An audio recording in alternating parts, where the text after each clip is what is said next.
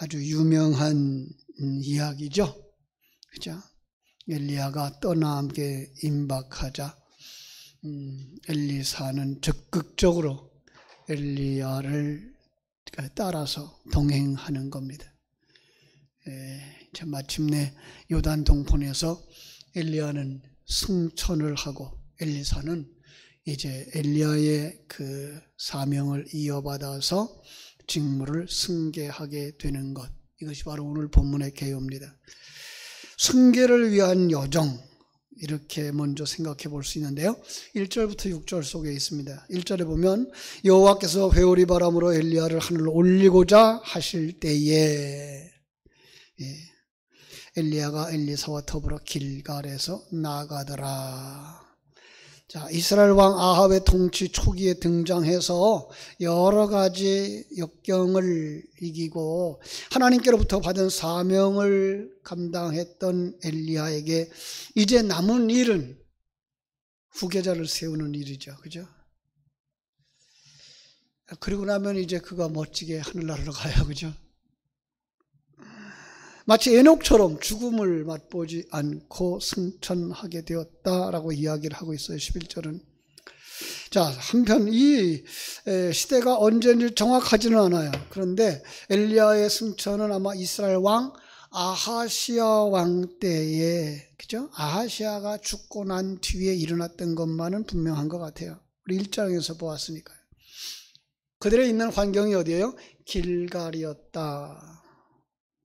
길갈은 어디라고 생각되나요? 성경 속의 길갈, 여호수아가 요단강을 건너서 가나안 땅에 정복하러 들어갔을 때에 처음으로, 그죠? 머물렀던 곳이죠. 그죠? 어떤 면에서요, 신앙생활의 새로운 출발점, 이렇게 볼 수 있어요. 여러분, 신앙생활의 출발은 무엇일까요? 하나님이 아브라함을 만나자 뭐라고 말씀하세요? 내 본토 친척 아버지를 떠나 내가 내게 지시할 땅으로 가라. 그래서 떠나죠. 거기서 나오는 거예요. 그죠? 안락한 자리에서 사실은 떠나는 거예요. 12제자가 배와 아버지를 버려두고 떠나는 거죠. 바로 그런 것처럼 신앙생활은 세상적인 것들, 세속적인 가치관들을 버리고 떠나는 것으로 시작되는 거예요. 그러면 뭐가 보여야 떠나죠? 그러니까 신령한 눈이 열려지는 거예요. 신앙생활의 출발은 하나님의 나라가 보여야 되는 거예요. 하늘길이 보여야 되는 거예요. 교회를 오래 다녔다 그래서 그게 신앙생활을 한 게 아니고요. 사실은 하늘길이 보여야 되는 거예요. 천국이 보여야 되는 거예요. 어제 아침에 보니까 그 천주교회 신부가 나와서 아침마당인가 하는 거기서 강의를 하는데 그 어떤 하나의 그 공동체를 구성한 것 같아요. 근데 공동체에서 살면서 어른들을 만날 때마다 천국에 대한 소망을 심어주고 그리고 돌아가실 때가 되면 자꾸만 농담을 해서 기쁘게 해준다 그래요. 농담하면 안 되죠. 농담 가지고는요. 사실 진정한 천국에 대한 열망, 천국에 대한 그 하나님의 계획, 그리고 하나님의 일하심, 그거 보여줘야 되죠. 그런데 방향은 맞았죠. 그죠? 천국에 대한 이야기를 해주어서 그의 마음이 죽음을 두려움 없이 건너게 하는, 뭐가 보이면 그게 돼요? 천국이 보이면. 근데 오늘날 교회가, 오늘날 설교가 천국에 대한 설교를 안 해준단 말이에요. 하나님의 사람이 하나님의 사람으로 완성되어진 그 단계를 얘기해 주지 않는단 말이에요. 그러면 뭘 못해요? 길갈을 떠나지 못해요. 본토 친척 아비 집에서부터 눈을 들질 못해요. 세상의 가치관에서부터 그걸 버리고 일어나질 못해요. 그 세상의 것 때문에 울고 웃고 할 수밖에 없는 사람들이 되는 거죠. 자, 떠나야 되는데 그때에 엘리야가 엘리사에게 뭐라 그런다고요? 야, 하나님이 나를 베델로 보내야 된다. 이거 봐요. 베델이잖아요. 떡집이에요. 하나님의 집이에요. 그죠? 그랬더니 나 절대로 못 들어갑니다. 너는 여기 머물라. 그건 띄워놓고 싶어서 그랬을까요? 아니에요. 시험이죠. 예. 여기 머물러라. 여기 있어라. 그냥 그게 편해. 사실 새로운 일을 도전한다는 건요, 가슴 설레이는 일이기도 하지만 분명한 목표가 있을 때 가슴 설레는 거예요. 목표가 안 보이면 불안한 거예요. 조금만 어려움이 와도 나 천길 낭떠러지로 떨어지는 것 같고, 조금만 어려움이 만나도 정말 극복할 수 없을 것 같은 그런 어려움이 있는 거예요. 그런데 그게 뭐예요? 여기 머물라라는 의견, 하나님의 음성과 같은 거죠. 아마도 그것은 떼어놓고 싶어서라기보다 그에 대한 테스트였다, 시험이었다, 이런 것으로 보는 것이 더 나을 것 같아요. 그런데 불구하고 엘리사는 어떻게 말합니까? 내가 당신을 떠나지 아니하겠나이다. 계속 반복해서 얘기해요. 나는 당신과 하나입니다. 마치 룻 기서에서 룻이 시어머니에게 한 말과 같은 말이죠. 이게 성도의 모습이에요. 이게 사명자의 마음이에요. 여기서 발견하는 진리는 뭐예요? 신앙생활은 입으로만이 아니고 삶으로, 행동으로, 그래서 행함이 없는 믿음은 뭐라고 그래요? 죽은 거라고 말하잖아요. 베델에 갔더니 3절, 선지자의 제자들이 거기에 있었어요. 선지학교가 있었던 것 같아요. 그런데 그들도 뭐라 그래요? 나와서 말합니다. 여호와께서 오늘 당신의 선생을 당신의 머리 위로 데려가실 줄을 아시나이까? 그들도 영적으로 뭘 알았다? 아니, 영적으로 어두운 시기에 정말 나라와 민족을 위해서, 그 회복을 위해서 모였던 그들. 그런데 그들은 지식으로 알고 있었을 뿐이에요. 우리의 신앙생활은 지식을 넘어서야 돼요. 지식에 머물러 있으면 안 돼요. 지식에만 머물러 있는 사람들은 행동하지 못해요. 지식에만 머물러 있는 사람들은 평안함을 누리지 못해요. 지식에만 머물러 있는 사람들은요, 담대하지 못해요. 항상 기뻐할 수 없고요, 범사에 감사할 수 없어요. 그죠? 그들은 알았지만 엘리사처럼 따르지는 못했어요. 자, 이번에는 장소가 여리고로 바뀌어집니다. 여리고, 어떤 곳이에요? 믿음이 시험당하는 곳이고 영적 싸움이 있는 거예요. 그죠? 거기서 필요한 게 뭐예요? 하나님의 전신갑주를 입고 승리의 길을 걸어가는 거예요. 그러니까 엘리야와 엘리사가 이 걸어간 길들, 길갈에서부터 베델로, 여리고로, 요단으로 이어지는 이 과정들을 보면서 뭘 볼 수가 있어야 돼요? 신앙생활의 아주 중요한 요소들. 뭐가 보여야 돼요? 내가 살고 있는 곳, 본토, 친척, 아비집. 소망을 어디에 둬야 돼요? 하나님의 집. 그럼에도 불구하고 이 세상에 일어나는 일들은 어떤 일들이에요? 영적인 전쟁들. 거기를 통과해야만 어디까지 가요? 요단을 건너게 되고, 요단 건너가야 어디로 가요? 천국에 들어가는 거잖아요. 어떤 면에서, 그래서 과거에 제가 기억하는 김충기라고 하는 부흥사가 있었어요. 그분은 이걸 가지고서는 그 성도의 그 신앙생활의 여정을 아주 아름답게, 아주 다양하게 묘사하면서 부흥회를 이끌어갔던 것을 제가 참석했던 기억이 있어요. 그렇습니다. 하나님의 사람은 이것들을 가지고 가야 돼. 근데 이것들이 뭐야 돼요? 체험되어져야 되죠. 고향을 떠나야 되고요. 하나님의 집을 소망하면서 살아가야 되고요. 영적 싸움에 승리하는 자가 되어져야 되고요. 그 사람은 베델, 그 요단강을 건너서 하나님의 집으로 들어가는 거예요. 그런데 7절에도 또 다시 한번 반복해서 이야기하는데, 선지자의 제자 50명이 멀리 서서 바라만 봐요. 두 사람은요, 요단을 건너, 그죠? 어떻게 건너요? 8절. 엘리야가 겉옷을 가지고 말아 물을 치매 물이 이리저리 갈라지고 두 사람이 마른 땅으로 건너더라. 무엇이 보입니까? 엘리야가 겉옷을 가지고 물을 치니 물이 갈라지더라. 어디가 생각나요? 출애굽이 생각나야 되죠. 그죠? 여호수아가 요단 건너든 거 생각나야 되죠. 구원의 길이 열려지는 거예요. 그렇다면 겉옷은 무엇일까요?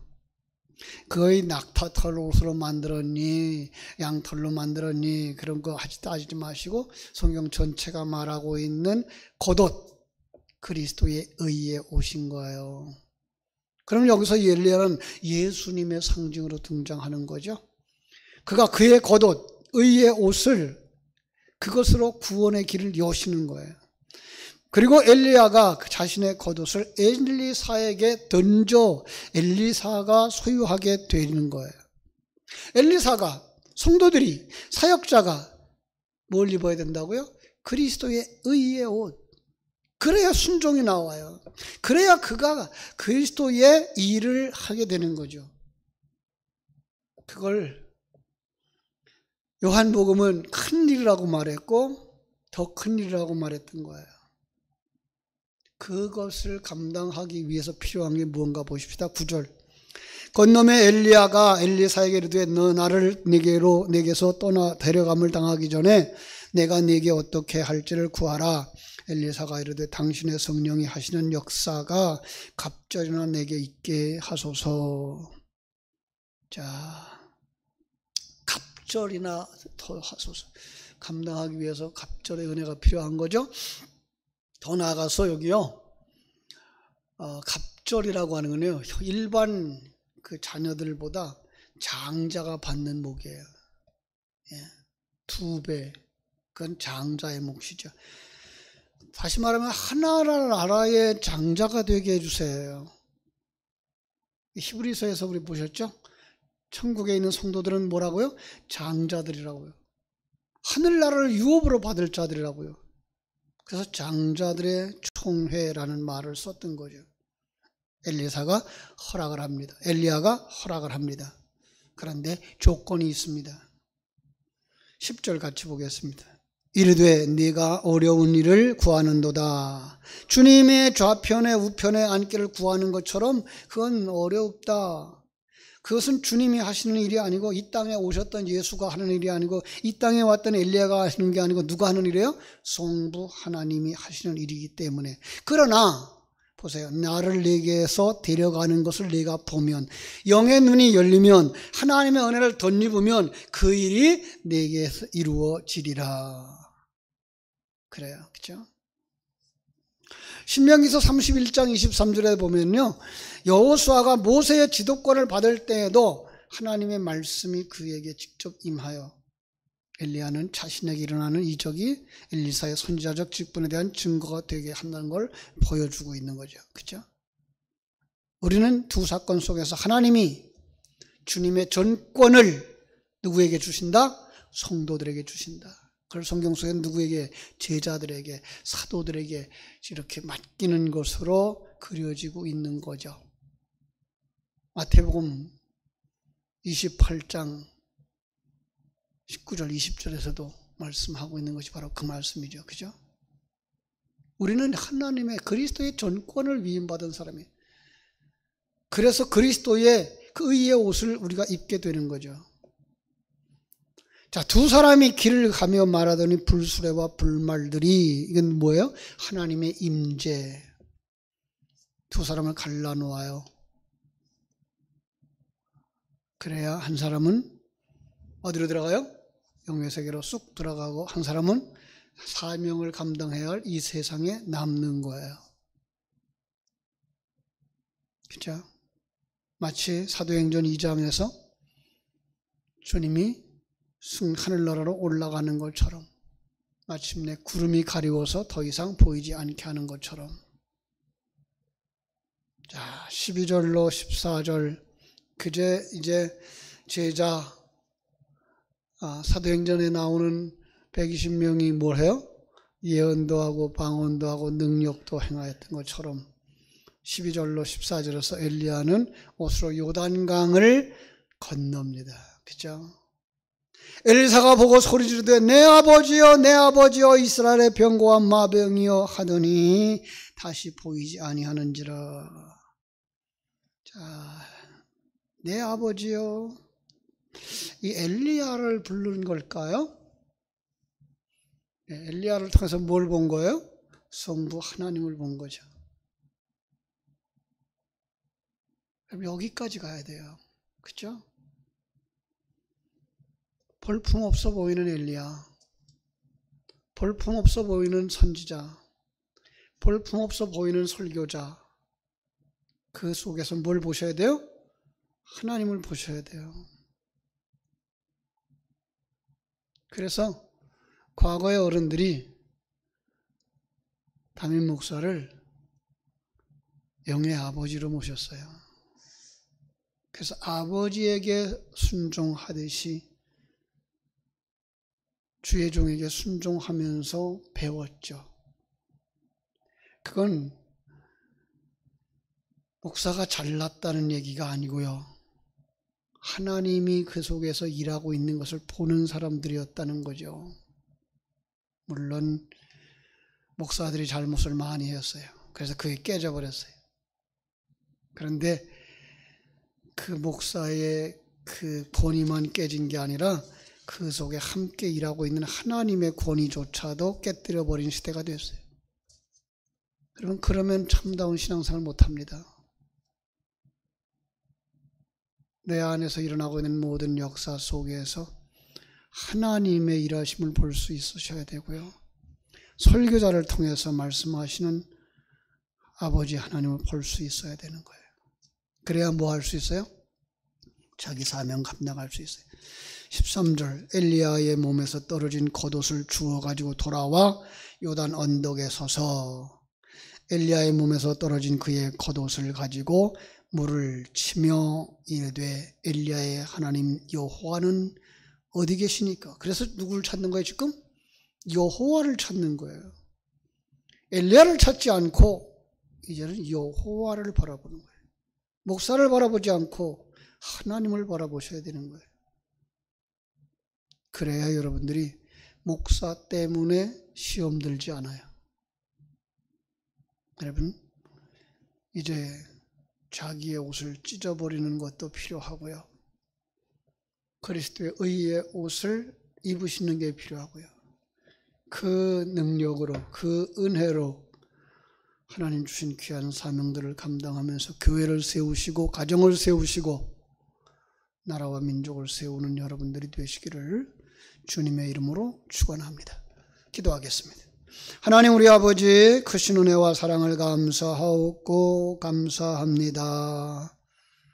하나님께서 하나님의 사람을 세우는 방법들을 보여주셨습니다. 길갈에서 베델로, 여리고로, 요단으로 이 모든 목표가 우리 안에 있게 하여 주시옵소서. 세상적인 가치관, 세상적인 판단 기준 버릴 수 있게 하여 주시고 천국을, 떡집을, 하나님의 영원한 집을 소망하는 믿음을 주시옵소서.